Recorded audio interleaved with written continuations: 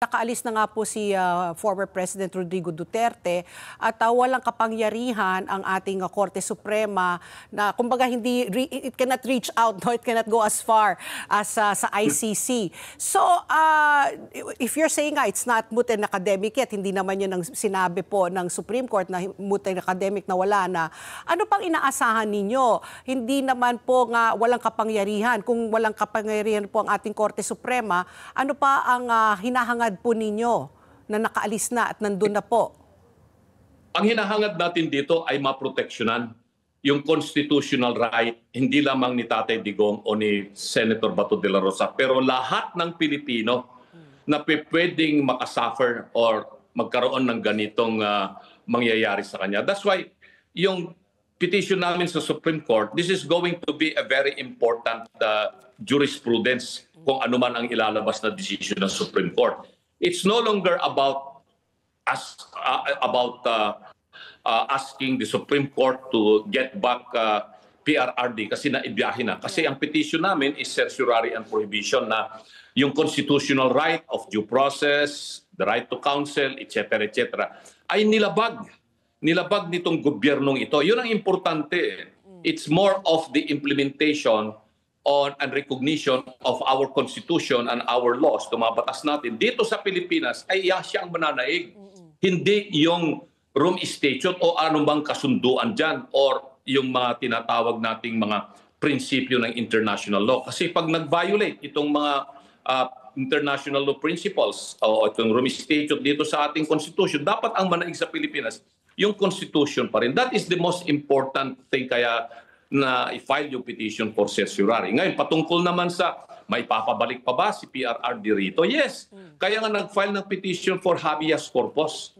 Ang pamilya ni PRRD, yung anak niyang si Mayor Basti Duterte, si Congressman Pulong Duterte, at si Kitty Duterte, separately, they filed the respective petitions for writ of habeas corpus to mandate the Philippine government who is responsible of arbitrarily detaining and eventually banishing the former president, na ibalik nila si PRRD rito kasi sila ang gumawa ng action na yun eh. How the Philippine government will do it, then makikita natin kung ano magiging outcome ng petition na ito sa Supreme Court. But hindi tama na sabihin na moot and academic na yung mga petitions na ito kasi wala na si Tatay Digong dito.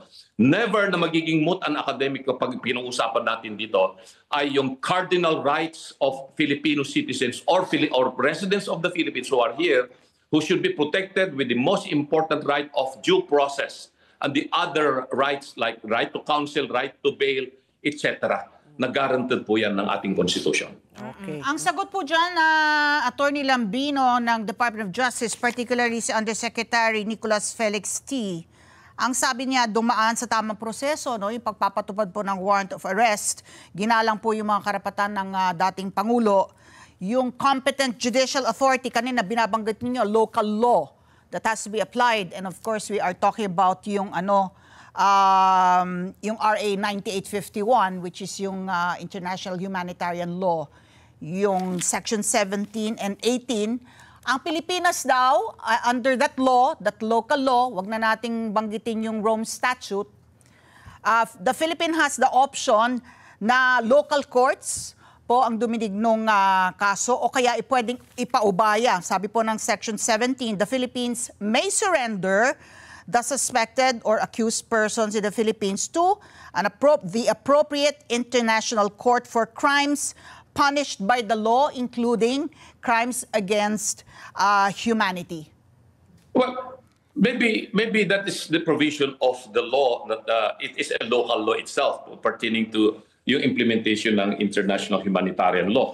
Pero klarong-klaro, okay, isurrender mo doon sa International Criminal Court. But before you are going to surrender, you have to apply the provision of Article 59 of the Rome Statute itself na sinasabi dito na kailangan yung arrest warrant, mandamiento de arresto, tinatawag natin, which is a request of the ICC to the custodial state, that is the Philippine government, no, na obserbahan yung karapatan ng isang aarestuhin. And what is that?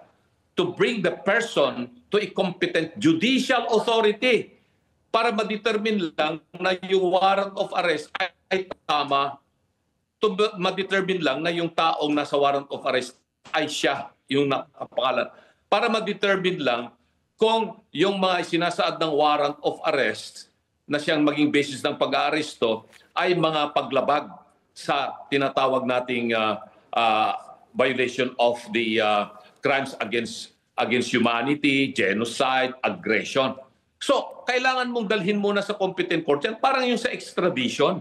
Kahit na nag-issue na ng warrant of arrest yung isang bansa pursuant to extradition, hindi automatic na isusurrender mo na kaagad yung Pilipino o sino mang tao doon sa bansa na nagre-request yan. Because that is a mere request. You have to go first to the competent judicial authority, and the Department of Justice is not a judicial authority. The judicial authority is the courts, more particularly the Regional Trial Court.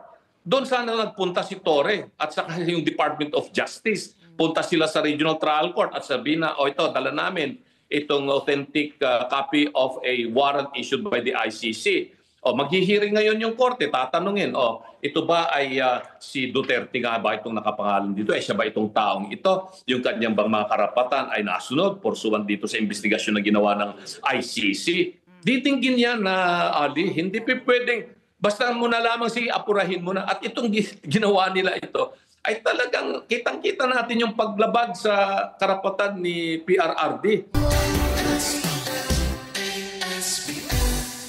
Let's get together, Sunnet 25, Sunnet 25.